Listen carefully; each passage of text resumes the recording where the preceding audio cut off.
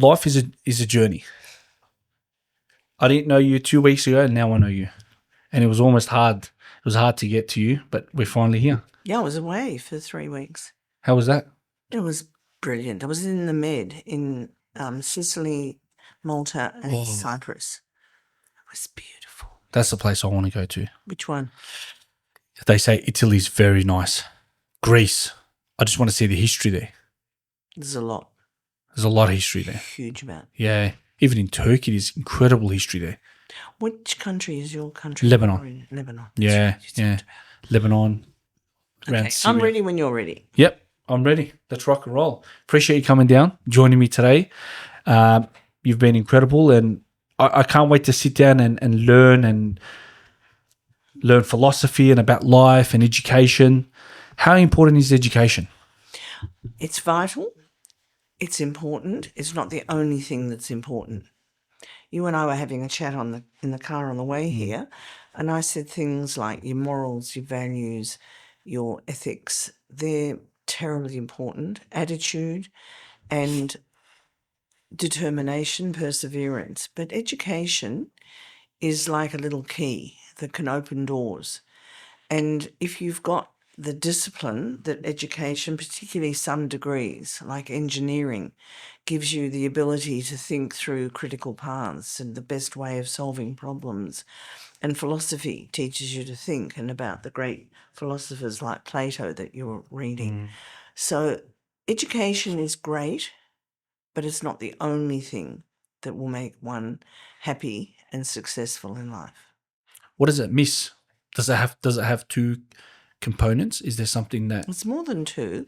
I think what education by itself misses is life experience, learning to deal with failure in a good way, and say if you fail a subject, to work on what went wrong, what didn't you know, was it this poor teaching? So education is not the be-all, especially for people who've missed out, either because they're not academic or because of money or because of circumstances. And I think the world needs to know that education by itself is not a panacea. Now, I use big words. So what's a panacea? It's a cure-all. It doesn't fix everything. And that's from a teacher who's taught for 50, coming January will be 55 years straight. That's a long time. Yeah. If you want to just tell me who you are and a little bit about yourself. That looks like an easy question. Because I could describe myself with labels like I'm a widow, been married twice for 23 years to two Mr. Fields. I have two beautiful children in their 40s, 3 grandchildren and 3 step-grandchildren. And I live in Caulfield in a beautiful big home with a beautiful garden and 2 white doggies. But that doesn't define who I am.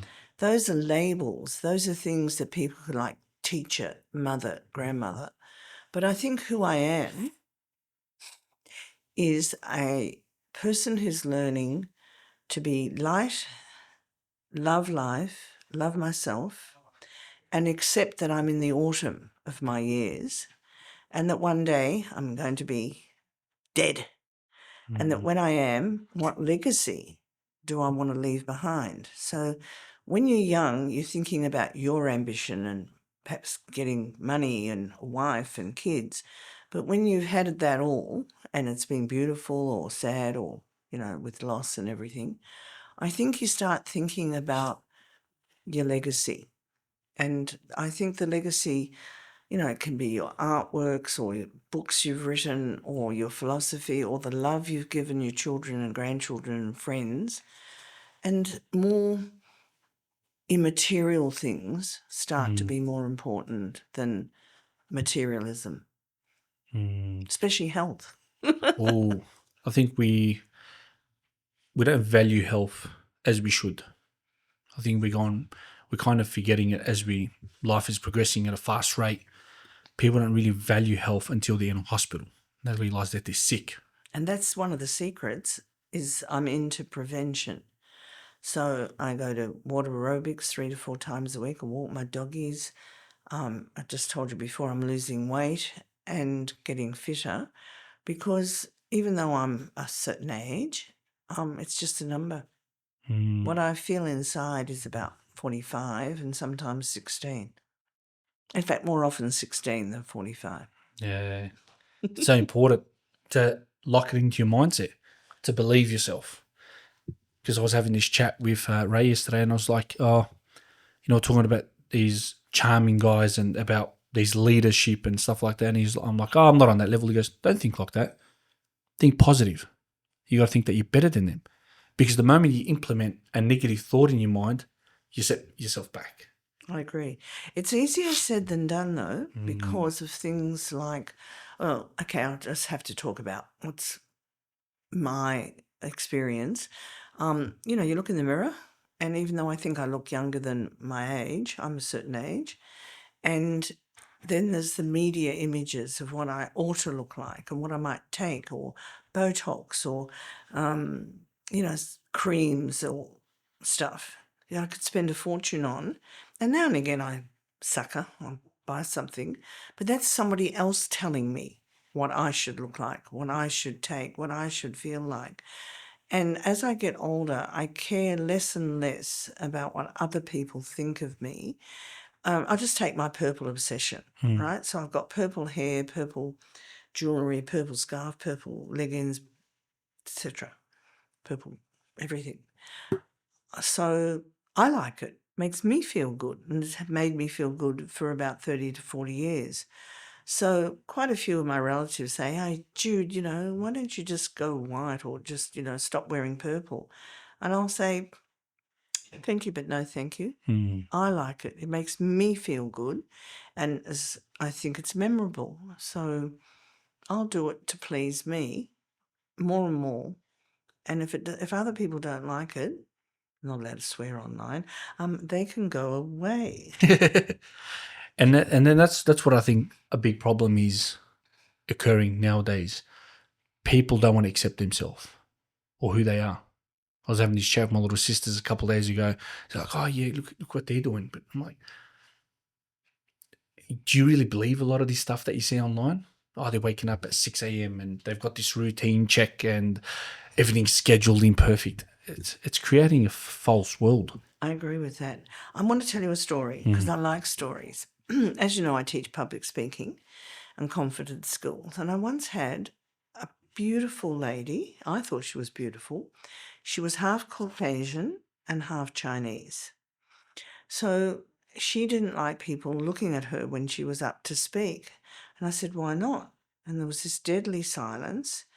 And then she put her head down and said, I don't like the way I look. And I said, what do you mean? Come on, come out with it. What do you mean? Because you're very pretty to me. She said, well, I'm half Chinese and my dad left my mum when I was 2.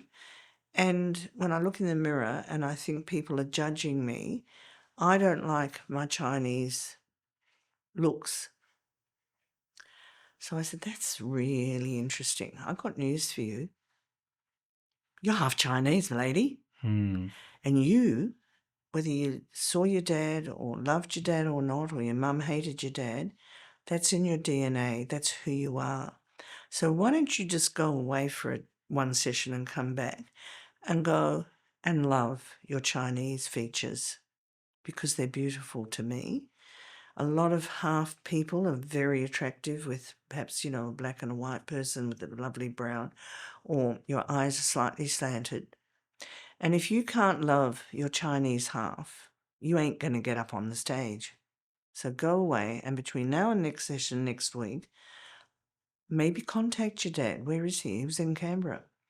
She came back the next week and she said, I get it. I've contacted my dad. I'm going to fly up and see him. I'm half Chinese. Yeah. And she said it with confidence. And I said, you'll never get upset again getting up on stage because you've accepted that you're half Caucasian and half Chinese. And you look beautiful with those features. But you can't do what was the family of singers, and he was black and he became white and then he died. The singer, famous Jackson, not Michael Jackson. Michael Jackson. Michael He was. Jackson, yeah. Michael Jackson tried to become white, and he tried to love people who were white, and it wasn't who he was. We are. You're Lebanese through and through. You've got every Lebanese gorgeous characteristic. You got to learn to accept it and love yourself for who you are. I'm Jewish, and are you Muslim? Or? Yes. So here we are with a Jewish 78-year-old woman and a beautiful Lebanese man of how old? 30 years old. 30? Yeah. He's not sure. And we're having a really good, tolerant, accepting exchange of ideas. Yeah. And knowledge. And evolving, growing, and spreading positivity, the most important. It's a lot of people are struggling with. Yeah.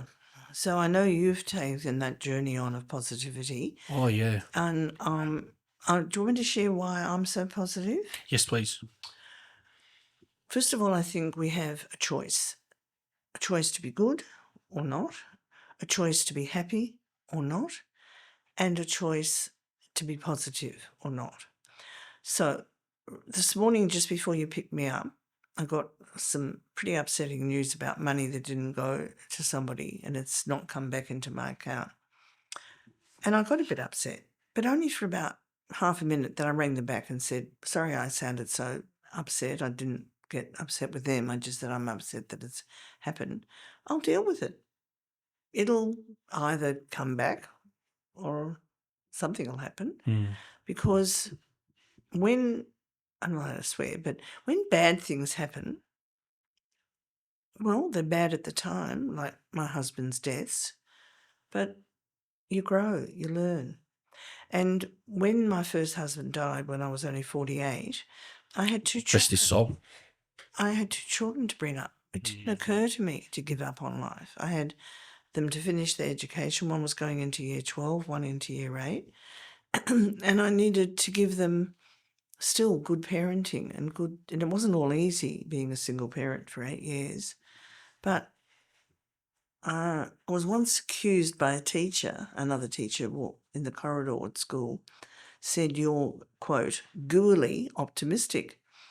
And I said, thank you. And she said, it's not a compliment. And I said, oh, yes, it is. Because I like being optimistic and I don't care whether you think it's gooey or gooily. That's my choice to see the rainbow, to see the cup cliche half full, to pick myself up, dust myself down and just keep moving forward.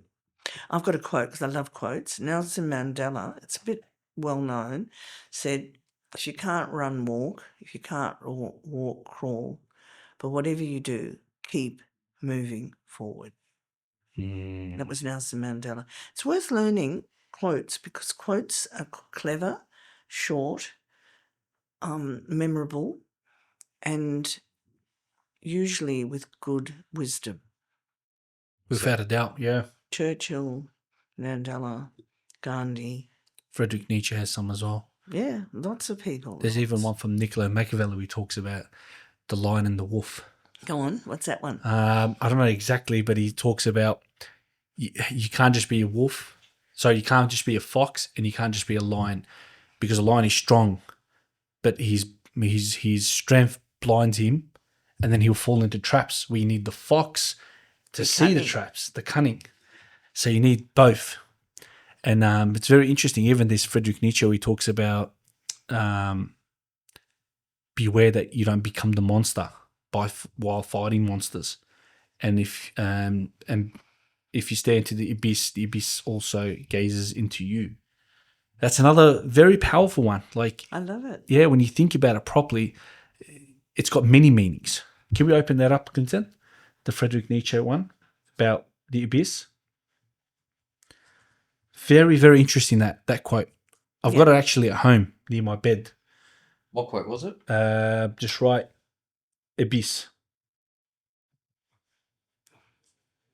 It's Good to see someone who can spell well. Yeah, look at that. Yep, this is it. He who fights with monsters should look at to it that himself does not become a monster, and if he gaze long into the abyss also gazes into you. You nearly had it Yeah, off by heart. yeah. So one of the things I would say to you is get those quotes right. Mm, Learn from them to quote as they are, because nearly quoting is not paying enough respect to those people. that's right. And when you were quoting that, I thought about another, what I think is an allegory. I mean, there are so many short stories and novels with very, very apparently just for children that have such a great philosophy. Like the one with the yellow brick road, with her going on the journey. What's the famous film with Wizard of Oz. the Wizard of Oz? Wizard of Thank Oz, you. yeah. So she met the Tin Man and the lion that was scared, and there was a third one.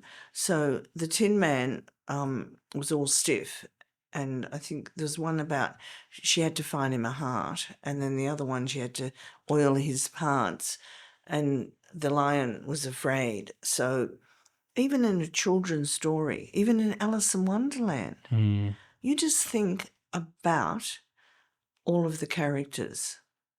The rabbit that's running around, always late for an important date. No, he's not. He should be on time. yeah, The disappearing Cheshire cat who smiles and then disappears. yeah. Or the Queen of Hearts who's cruel and chops off everyone's head. You know, this whole children's books even can have deep philosophy if you can just think about it. But it's putting it into action. It's all very well having all of these sayings, but actually, can I share my favourite saying? It's Yeah. from my religion, Hillel. And I'll just say it in English because our listeners and viewers may not know Hebrew. So the three sayings of if I am not for myself, who will be? If I'm only for myself, what am I? And if not now, when? Oh, Don't procrastinate. Don't put Mhm. things off. Don't look after yourself, but not only yourself. So I like that. Very true. Because when you invest too much time into others, you forget about yourself. And when you forget about yourself, how are you supposed to look after others when you're not well inside? I learned that raising my family. Very important. Pause. Let's look at Ahmed a little bit and understand what he's missing, what he needs in order to look after the family. Beautiful. Yeah, I learned that as I got older. It's interesting what you learn. And you know where that is every day? In the aeroplane. Whose mask do you put on first, your baby's or your own? You put on your own mask and then your child's. And when I was breastfeeding my children, I practiced that. When they woke up, if they woke up in the night, I'd put on my dressing gown, get a glass of water, sit in my chair, pick them up, hug them, then feed them. So they cried for 2 minutes more. It wasn't traumatic because I was then comfortable, been to the toilet, had my drink of water, had my warm dressing gown around me, and then sat in my rocking chair. That's right. Because if you don't do that, you begin to burn. And you burn out very quickly. And that candle that was once lit goes. And there's two philosophies there. One is you can't burn your candle from both ends, which means get enough sleep, and I don't quite, because I watched all these documentaries from when I finished tutoring till about 1 o'clock. But I watch them slightly fast, and I cut out all the ads. So I watch an hour doco in about 40 minutes. That's interesting. Yeah, I speed them up just that one notch and fast forward all the ads, and therefore I can watch about 6 every night. What's your favourite? Gosh, that's a good question.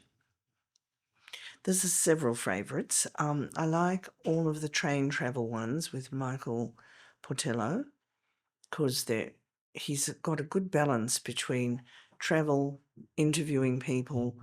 Don't always like his puns, but it's always well filmed. So I love all those travel ones. I love you're going to tell me the name, the guy that does the space things and asks, where did we start and what are black holes about? The handsome British scientist whose name just doesn't want to jump into my head. We I know look who it you're up. talking about. Yeah, he's handsome and well-spoken. Anyway, you look up that. I particularly like historical ones. I'm just learning.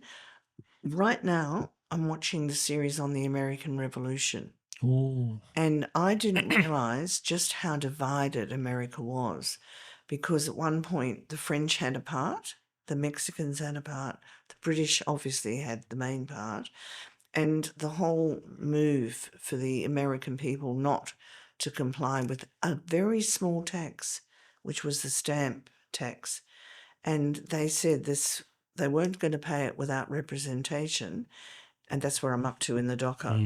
So even though I've done history honours at Monash, show off, and done French, Russian, Chinese Revolution, I've never studied really the American Revolution. It's really divided. Very interesting revolution. Quite violent and long and difficult. Very interesting. Against brother, like in Ireland. Yeah. I think I was watching a documentary a couple of weeks back, and he was talking about the hate group that grew in the 1920s in America, the clan that they eventually formed, KKK. Very interesting how they adopted the ideologies from a lot of different previous ideologies, and then they put it together. And it shows you that anything that's got hate doesn't last, eventually falls. And without getting too political, poor old Israel's getting a very bad PR, being accused of things like trying to destroy all the Palestinians. Now, I'm not completely agreeing with Netanyahu at all, but Israel is the only democracy in that area. It does admit when it makes mistakes, and it has made some, but it's actually just trying to live. And the Jewish people have been persecuted, and yet we're still around. We're not a very big number. That is because of all the pogroms and all the troubles that our people have had. But the Palestinians are getting such big support from around the world, and I get it. But why aren't they supporting Myanmar? Why aren't they supporting Sudan? Why aren't they supporting Afghanistan women? Where are all the protests for all the really horrible places in the world? North Korea, Russia even. Russia is putting out this message of they're doing a little campaign to get back their territory. Well, Ukraine doesn't want to go back to Russia, most of it. So I just feel that the world, the leaders of the world, seem to be full of their own power, most of them, and self-importance, and not love. Not love for humanity, not love for each other. And I don't, the fact that you as a Muslim from Lebanon and I as a Jew from 4 generations Australian can sit opposite each other and get the juice from each other. That's what the world should be doing. You should on definitely, macro level. without a doubt. Why do you feel like we're going backwards in every form of religion or culture or country where we can't seem to agree? For example, One word. There's actually a simple answer to that. It's called extremism. Any extremism in any part of life, any obsession is dangerous. how does extremism start? I think it starts with, first of all, perhaps what we call indoctrination. If you are a little child and you're brought up that, say, Jews are evil and Israel is an evil country, you're going to believe that. You don't yet have the ability to... And I come back to education. What is real education? Real education is the ability to sort fact from fiction, to think independently, to question things that don't sound as if they make sense, and to not jump to conclusions or make assumptions. I found myself overseas with the only English channel being the television station, the Arabic, what's the Arabic news? Al Jazeera? Yeah. Yep. So I wanted to watch it. I wanted to hear their point of view. I wanted to be willing to feel uncomfortable. I like that. Yeah. And I tolerated it for at least the 4 nights that I was in one of those countries, because it was only English. And I said, this is good for you, Judith. This is good for you to hear other points of view, to see what they're saying. Is it sound? And some of it did make sense, and some of it for me was hurtful. But I thought more people should listen to other points of view. I've got another funny story. So I had to have a little operation in March this year, and opposite me was another Indian man waiting for his operation, and somehow we got on to whether he supports Palestine or Israel, and he supported Palestine. I didn't try to convince him. All I did was ask him questions. Things like, so, okay, what does it mean from the river to the sea? He said, I don't know, but I've been chanting it. I said, it means that the Arabs want, the Hamas wants, from the Israeli river right through to the Med. They don't want any Israel to exist. So I didn't know that. And then I said, what makes Israel a country that wants to destroy Palestine? Well, all the people have been killed. I said, you realise in those stats there are other people they do want to kill, unfortunately kill, which are the Hamas. They don't want to kill the Palestinians. They try and warn them. They drop pamphlets. But sometimes either the Palestinians don't listen or they don't get out, or they're sometimes stopped from getting out, I believe. I don't know that as a fact. So by the time he went off for his op and I went off for mine, he said, I've learned so much. I'm not sure I agree anymore. I'll have a look at the other side. And all I did was ask him questions. I didn't try to persuade him, because trying to persuade somebody is pushing your point of view on them. It's much better to say, where did you hear that? Why do you believe that? Do you think that makes sense? Ask questions. Very true. It hits a nail what you just said there, because as I was watching that documentary, his name was Daryl Davis. He's the one that kind of he helped 200 people leave the Klan, KKK, and he was a black guy. Wow. And all he did was ask questions. Yeah, I love it. I'm going to look him up. Yeah. Can you open that, Clinton, please? His name was just right. Daryl Yeah. Adams, was it? Davis. Davis. Yep. There he is. Okay. This is the man. He sat down, go to images. He sat down with the leaders, KKK leaders, and he became friends with them. Can you write KK next to him? KKK. Yep. One. We Look need at that. one more. Yeah, there we go. Imagine that. Imagine a black fella standing next to I'm going these. to look him up too. Yeah, incredible. Daryl Davis. And exactly what you said was he would sit down and he would just ask questions. And sometimes it took him 6 years, but it helped them change their mindset and their How many mentality. did he bring back? 200 Clans members. Yeah, they left the Klan. And it goes back to what you're saying. Questions, educating the mind. You know, it's there's a lot of evil in the world. And like you said before, was sitting in the car talking, we have the choice to be good or bad. We do. We do.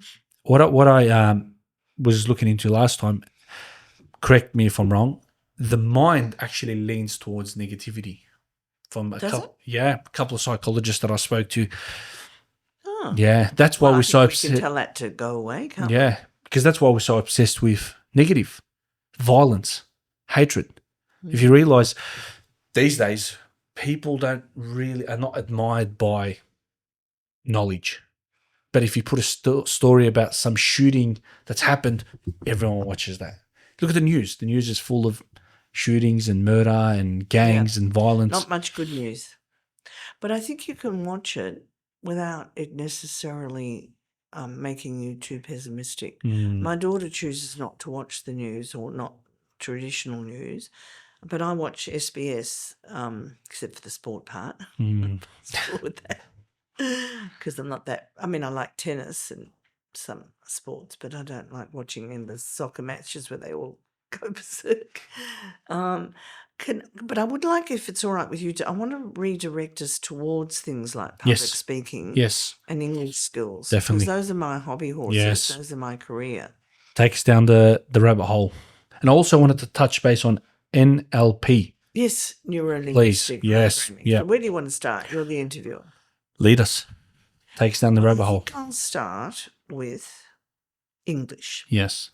English skills. I mentioned right at the start that I've taught since 1969, and I've taken 3 lots of long service leave, and I left a school in 2004 to set up direct speech. But all the way through the babies, after I had the babies, I've tutored in my home, and now half on my home and half online.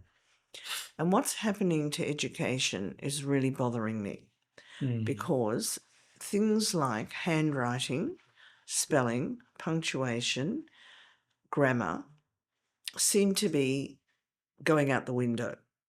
And not just the students, I'm finding a lot of the teachers don't know their grammar. They're not correcting the students, or they're maybe too busy to correct everything. And some of the students don't think things like capitals and lowercase and putting a P below the line or a Y with a stem below the line is important. So their writing looks illegible, not like proper traditional English. So I had a stint back at a school in 2023 after not teaching in a school, because I was teaching public speaking in 200 schools around Victoria and Hong Kong. So I did a little survey, and they said things like handwriting's not important, spelling's not important. So I came in the next day to my grade year 8, and I said, boys, you're in for a rough trot. We're not going to use computers till you know how to write by hand, spell correctly, punctuate, and write in paragraphs, etc., and plan. Well, it wasn't easy, and standards of like kids' respect for teachers has gone down in those 20 years. Oh, yeah. But I stuck to it because I'm a stubborn, persevering sort of person and don't give up easily. But by about August, September, that improved. So I gave them back the computers. They were delighted, and they wrote a creative story, and they were great. They got them well structured, dialogue correct, punctuation correct. Probably they cheated. Some of them probably copied AI stories. But I had the last laugh. So I walked in when they'd finished, and I said, boys, brilliant. You're all just about going to get an A and A+. They're such good stories. But I'm not marking the computer version. I'm marking the handwritten version. So you've got 3 periods to transpose what you've done on computer to paper and pen. Yep. Get going. But all but one did it, and he sat there. He said, I refused to do it. And I said, that's all right. You can get naught. So the laugh of the story was their stories were excellent. They transposed them. They had learnt the skills. Now, I left at the end of the year, but I've bumped into 2 or 3 of them. And they said to me, please come back. You were the best English teacher. But during that year, I wasn't the best English teacher because I had lost patience with pranks from year 8 boys and behaviour that I didn't like and blah, blah, blah. But and then on the very second last day that I was leaving, I bumped into a parent and I said, oh, I've had the pleasure of teaching your son. She said, all the parents are talking about you. And I said, oh dear, what have I done wrong? Typical first reaction. She said, no, they think you're amazing because you've really taught these boys English. Their English is so much better than it was 5 months ago. So thank you. But I said, why didn't any one parent let me know? But I might not have come back because at 78, I'm not sure I want to be in the classroom. Because you were telling me about we learn with images. Yes, a lot of people do. Which is fascinating because what drives me crazy is if I sit down and watch a 2-hour movie, I can remember the whole entire movie. But if we read a couple of pages, we forget. Mm-hmm. So visual. People can learn one of 4 main ways: visually, auditorily, kinesthetic, touchy-feely, or logically. And we're all combinations. So I know that I'm visual and kinesthetic, basically. So I don't always hear what's going on, but I see it. And I see colour and I see all sorts of metaphors. So stories, pictures, metaphors, similes help most people learn stuff. And what I've learned over the years is if you make something ridiculous, sexy, funny, or just weird, and particularly visual, they will remember. Ooh. That's very fascinating. Funny, sexy, Weird, weird. or just plain ridiculous. We'll always remember it. I can give you lots of examples. Give me an example, please. Yeah. The very first one that popped into mind is the structure of a persuasive piece. So I use the metaphor of tree. It has one contention, that's the trunk. It has 3 or 4 arguments, those are the branches. And then it has to have evidence to support it. That's all the leaves and flowers. So I say, where's your trunk? Where's the trunk in the article? What's the contention? The overall single sentence that sums up the point of view. Now, what are the arguments? Now, some kids have trouble distinguishing evidence, which is the support, from the argument. And I say the argument is those branches, the reasons, the why. And the how is how they support it. So I keep things very visual and very simple, and sometimes, as I said, ridiculous or, crazy. It's very fascinating. How do you feel like education has changed from 30 years ago to now? It's a really good question. I think it's been watered down, as in, like I teach VC English. I started grade 4, and I teach the public speaking in 200 schools. Now there's only about 20. And plus a few corporates. So the grammar is less important. And I'll tell you one of the main reasons. We went through 20 years of what was called process writing. Never mind about the spelling and the grammar, just get your ideas down. Now, when I was doing CRT, which is relief work, I was doing a grade 6 in Auburn. And I went round and looked at their computers. Their ideas were interesting, creative. The spelling and punctuation was atrocious. Ooh. So I said to them, what is your teacher doing? Oh, the teacher said it doesn't matter. Yeah. And there's your answer. Goes back to the It teacher. does matter. And the thing I want to say to you about written as distinct from oral, we're talking, and I don't need to say, hello, comma, capital, how are you, question mark. Why don't I need to say that? Because I'm doing it with my pauses, my tone, my intonation, my emphasis. And so all the meaning is in both verbal and non-verbal. That's right. So I could say hello to you 3 times with just one word and it would have 3 different meanings. You ready? Hello. Hello. Hello. Yeah. Same word. Completely different tones. 3 different meanings.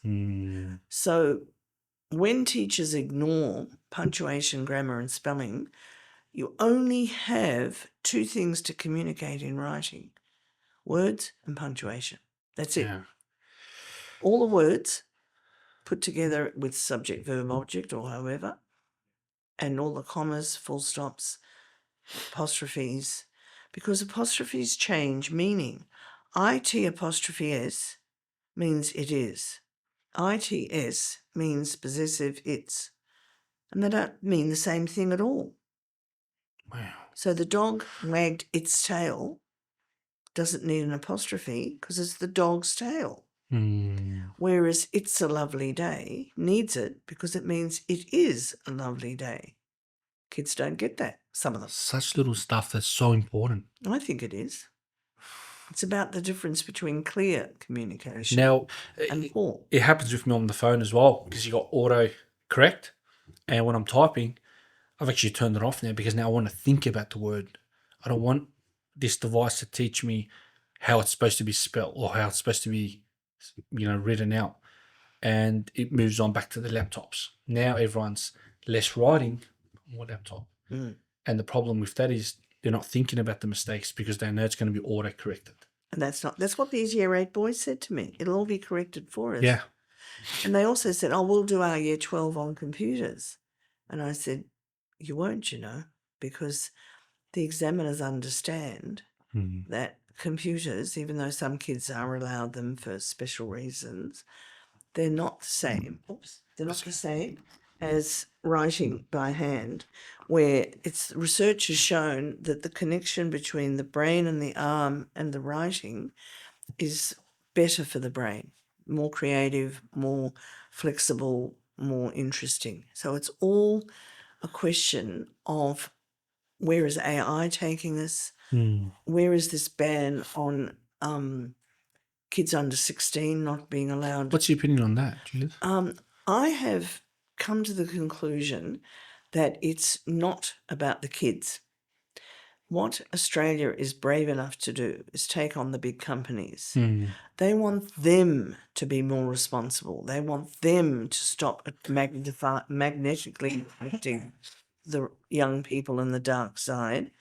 So they're not even going to worry about kids who cheat very much and parents who collude with 14-year-olds. If a parent and the kid want to be on these sites, they will be. What they want to do is stop the insidious magnetic obsession with being on screens and the damage that negativity, images, cyberbullying, and getting into pornography, etc., and grooming for sexuality and the whole dangers of bullying, etc., does to kids. But it's Google and Facebook they want to take responsibility. And they're being very cagey about kids who are going to find a way. Of course they'll find a way. That's right, For some kids, it's their only way of communicating because they're too scared or too unable to look at people in the eye and communicate. Because public speaking, like English skills, is going downhill. It's really less bad. well done. Yeah. It's less, people break off relationships on SMS. Oh, yeah. Violets are reddish. What is it? Violets are red, something is blue. I think we're through. Like I mucked that one up. Do you know the violets? Roses are red, violets are blue. I don't love you anymore. We're through. Like just like that. Instead of saying, sweetheart, let's catch up. Been going to it's time we talked about your needs and mine, and we thought we had more in common than we have. I'm not in love with you anymore. And just look at somebody and say, darling, I just need to move on, and I wish you all the best. And you've been good for me, but I'm going in that direction and you're going in that. And goodbye. Not it's very true. Go away, SMS. Or ignore or block. We need to learn how to communicate our problems instead of running away from them. Yeah, which is why I teach public speaking. It's gone back very bad now. Like, I know so many people that struggle. I myself used to struggle with just approaching people. And then when I had why did you change? I decided to change because I knew that in order to move and progress forward, I must step out of my comfort zone. And one of the best books I read is Feel the Fear and Do It Anyway. Can you look up who it's by? Feel the Fear and Do It Anyway. I should have it in my head. Yeah, Susan Jeffries. That's the one. I think that book is brilliant. And now she's saying, say yes to the universe. In other words, sometimes you're given an opportunity and fear of failure or feel you're not good enough or fear of X, Y, Z, or even fear of success can stop you putting up your hand and saying, and I learned when I went into direct speech, no matter how big, like I was asked to be the literacy coordinator for the state of Victoria Secondary on 180,000 for doing 3 gigs through the whole states, all the various regions. And I said yes. And then I worked out how to do it because I wasn't a literacy expert. And at one point I made a mistake and mispronounced a New Zealand literacy expert's name and upset some of the teachers because I was not an expert, but my learning curve was huge and it was such a great experience and very good money. So what if I'd said no? Yeah. And the same with that public speaking competition that I told you I won for the state when I joined Rostrum in 2015. I put up my hand and I just went for it. And I'll tell you one of the secrets about being confident in front of people on stage or when you have to speak. Mm. You see, most people think they're all looking at me, and I hate that. Well, what would you rather? I mean, let's just have a 2 seconds where I'll go, oh, yeah, it's really nice to be here. Yeah, I'm going to talk about lots of things to you. I'm Yeah. not giving you any eye contact. I'm not That's right. engaging you. So I say, what would you rather? They didn't look at you, that they were all ignoring you, or that they're engaged with you?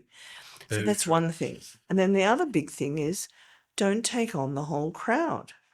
Just think you're talking to one person, one person, one person. Look for the person that's smiling back at you. The person that might be going like that may be bored, and that's your fault if they are. Mm. But they may be an auditory learner and, like my dad, take it in better when they hear it rather than see it. So don't assume that they're bored unless you are being boring by talking too much, not pausing, not changing your voice, not telling stories, not appealing to their imagination, not doing quotes. So if you are a boring speaker, then you will sound and look boring and they will go. Yeah, very true.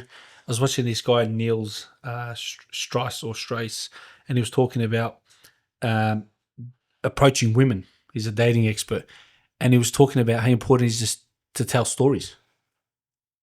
And women find that attractive when you're talking to them. I want to broaden that out. Yeah. It's not just women. It's every age, every culture, every religion, every person. Why is that? Because it's like in our DNA. Stories are our history. They're our childhood. They appeal to our imagination. So as soon as you say, the other day I met a man, the other person will go, lean forward. That's right. Right Or away. when I was a little girl, I used to, they'll lean forward. Because they were either a little boy or a little girl who used to do something. And even if they can't identify with exactly your story, I mean, I would like to tell the story of the day I became confident. So there were 2 stories that belong to that, and I was 10. And the one I'm going to choose to tell is about Gail Rubenstein, who's not with us anymore. So Gail and I both did ballet. And I was crazy about ballet, and I would walk down the corridor with my hands, in ballet positions. And I won the ballet prize in our class that we shared together, and she was a bit jealous. So she started to tease me. Oh, we're being Margot Fontaine today, are we, Judy? Point your toes when you walk, dear. And I didn't like it. So she lived at number 3 Murray Street, Caulfield, and I lived at 11 Edgery Road, Caulfield. And at 10, I got on my bike, rode down Edgery Road, down Keong Road, down Glenira Road, and into her house and knocked on the door. And I said, hello, Mrs. Rubenstein. I've come here to talk to you about Gail. I'm 10, right? And she says, come on in, little Judy. So I'm sitting on the couch. Mrs. Rubenstein's to my right. I'm in the middle and Gail's on my left. I've got a great memory. And I said, Mrs. Rubenstein, Gail's picking on me about the ballet and I don't like it. Is that true, Gail? Yes, Mummy. Go to your room. I'll deal with you later. Well, Judy, would you like a cup of tea? No, thank you. I need to ride home now, but thank you for listening to me. So off I go on my bike, up Glenira Road, down Keong Road, up Edgery Road. She never picked on me again. Her mother must have punished her. Yeah. But what I wanted to say about it is that at 10, I got the courage to feel the fear and do it anyway. That's when I became confident and not shy. Is it better to be loved or feared? Such a good question. As a teacher, first they should be afraid of you. Then they can love you. But if you don't get control and show them that basically it's your classroom and only one person talks at a time and everybody listens to everybody else, including each other, not just the teacher. So I would sit my classes in a U so they could all talk and look at each other. So by the time they had to get up and speak publicly, they were used to it because they were answering every question, not to me, but to the rest of the class. There's so many little techniques. I'm writing this book called Tales Told Out of School, unless I find a better heading, with 55 years of anecdotes and experience, and I haven't published it yet, but I think it'll be something teachers might, and parents and kids might want to read about how teaching can be the most amazing career. We're not paid enough. We should be definitely. paid more than doctors. Definitely, yeah. Especially more than dentists, so all they do is look at smelly mouths and make you smile nice. Yeah. Especially the North Side. I was speaking to a few teachers there, bringing them onto the podcast. I spoke to the principal. I told them, what is the issue? What is the issue? Why are students less excited to go to school? And what did he say, or she? Majority of them said home. Comes back to home. A lot of them don't come from very warm homes. Dysfunctional, isn't it? Yeah. A lot of violence and negativity, a lot of cultural stuff as well. And what happens is they don't seek or they don't find that kind of love from school. So they find that love with their friends. And that's why they get up to silly stuff. But how do we fix this issue? How do we fix children being excited, year 8s, to year 9s, year 10s? Because it's a mess. It's an absolute mess. Well, you actually hit the nail on the head. I love children, all children, naughty children, good children, loud children, ugly children. And if you don't love being in the classroom with all of their immaturity and pranks, they pick it up. So they feel you don't care. So the first thing is you have to love the kids, big and small, and you have to know your subject because you can't just mislead them. Tell one teacher got into trouble in Sydney for teaching the wrong version of a Greek book, and the students failed because none of their quotes were correct. I think it was either the wrong play or the wrong version of the play. So every teacher has a responsibility to know what they're doing, to know what they need to teach, and to know how to teach it, and then love the kids. So I remember one kid said to me, you don't like me. And I said, where did you get that from? Well, you keep on giving me a low mark. And I said, I absolutely adore you, but I think if I'm going to give you a mark for rubbish, if you want me to, in your eyes, love you more, start putting more effort in, think about what I'm setting you, and answer the question. And then when you get a mark, suddenly you'll think I love you. But I'm not giving you a good mark for rubbish. But it's not about you, it's about your work. Very true. What's your approach on dealing with a naughty student or a student that comes from a very disprivileged home? Because you pick up on that very clearly. So I think one of the secrets is not to shout at them, which I had done at this last school because I was less patient, but keep them back and even write a note and bring them back to your office or a neutral area, and you sit down and you still ask questions. What's going on? What is it that you feel that you have the right to disrupt the class? What did you have for breakfast? What did you feel? When was the last time your parents said, I love you? And then you also ring up the parents and you say, I've had a good chat to your son and he's feeling pretty left out at home. I'm sorry to say that to you, but what's your version of this?